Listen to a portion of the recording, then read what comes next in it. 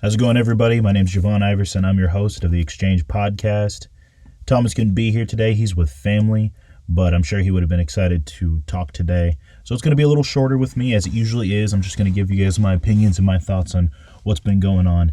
I know a lot of people have talked about the Paul Pelosi video, but the video in question that I want to go through is the one about Tyre Nichols.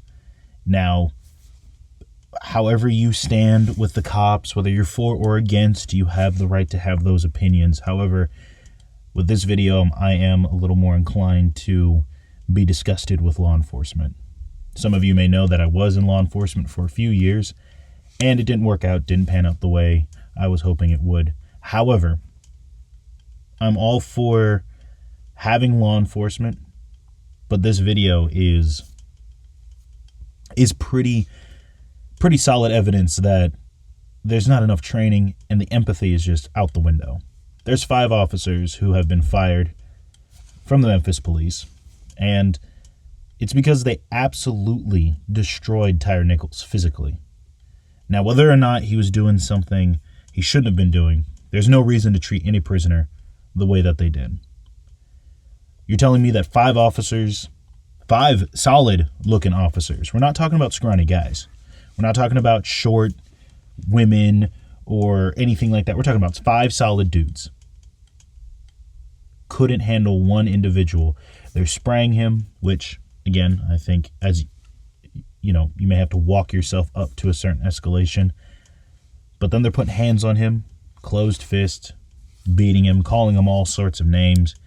And, you know, I know a lot of people would say, hey, we got to back the blue, but at some point, you got to be able to take a step back and understand that not all these cops really care. I know a lot.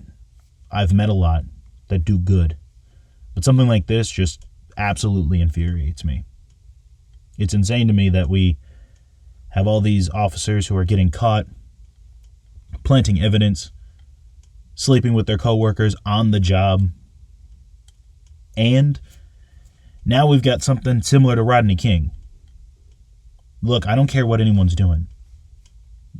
The way they treated this man is insane. He's dead now. All because you couldn't do your job. And yes, I believe we should be critical of that.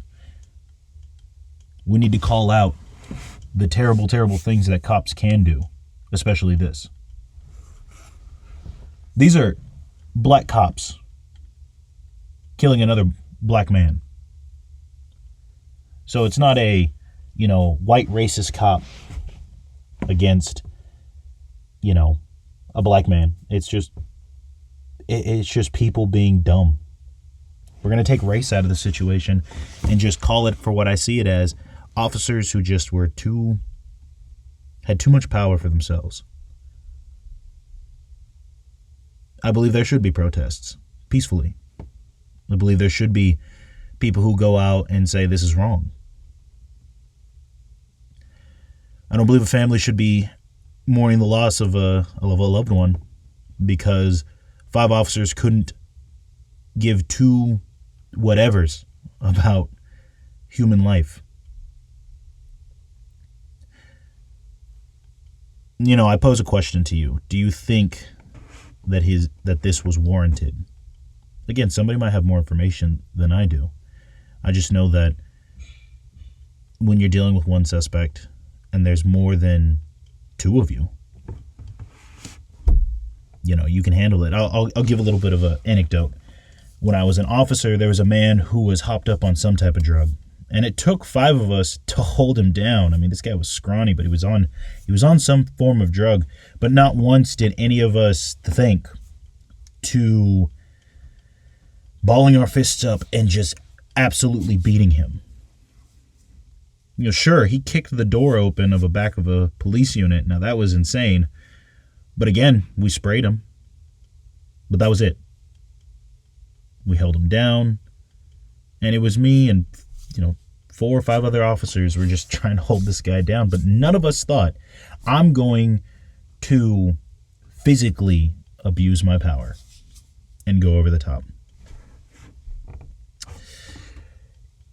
And with that, I just think, man, how do 5 of you guys absolutely do this to somebody?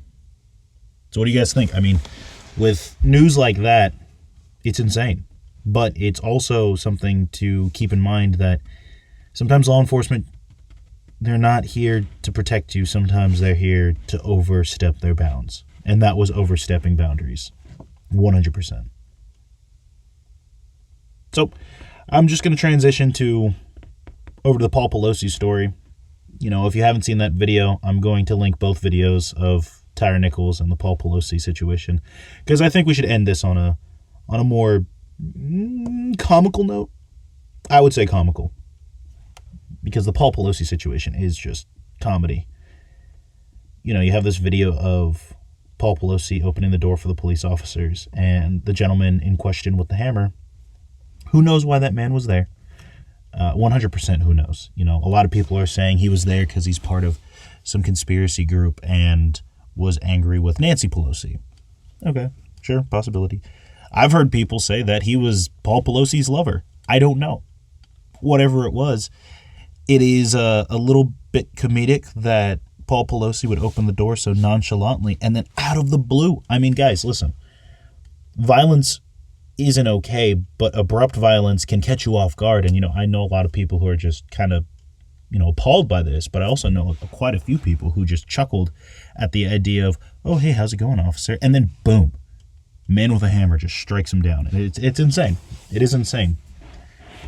I don't care why he was over there, but I think it should be put on the record that, you know, whether he was over there because of some conspiracy or whether he was over there because of who cares? I think the whole situation is a matter of it's a private matter, really. I mean, the cops got involved, so yes, it can become public, but who cares why this guy was over there? You know, most of us have issues with Nancy Pelosi. Paul Pelosi is just a family member of Nancy Pelosi. Just happenstance, but privacy is privacy. I don't think it really should be that big of a deal. You know, you want to get mad at Nancy Pelosi because, well, so many salons were closing down for the last time ever and never being able to open up. She was getting her hair done in San Francisco. That could be something you could be mad about, but man, I really, when I talk to Thomas about these things, I really think about, hey, we should probably remember that our job as Christians is to pray for our leaders, and stuff like this, kind of tough. It's hard. It's hard to pray for people like that, but you have to be willing to do that. So, whether you've seen the video or not, I'll post it down in the link below. Just wanted to give you guys a little bit of an update. Last thing, just a question to all of you guys. Have you guys ever played the trolley problem? You've got 5 people, 4 of them on one set of tracks, another person on another set of tracks, and you have to choose whether or not the train's going to run one person over or 4 people over, and the 4 people are all convicts, and one person is, a loving father of 3, blah, blah, blah, all that type of stuff.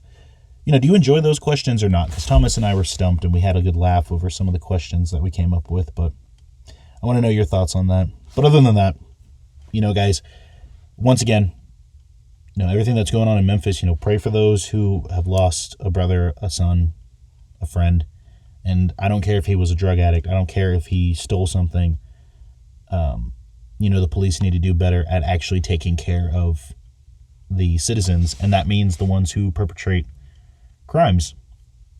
Now, again, I've heard a lot of people say, well, he probably deserved it because of this. Guys, from what I saw, it seemed the man was unarmed. There were 5 guys manhandling him, just beating the ever-loving life out of him. And now he's dead. So just keep in mind of those things. Keep in mind of what you put out on the internet, especially if you're Paul Pelosi. And we really are very thankful that you guys are consistently listening and watching on all platforms. Remember, we're on Facebook, we're on YouTube. We are also on Spotify and Apple Music Podcasts or Apple Podcasts. So by all means, hit that likes button, subscribe, share it with your friends, share it with your family members, bring up the topics at the dinner table, but enjoy the exchange that you have. So I'm JaVaughn Iversen. I hope you guys have a good time, and we love you.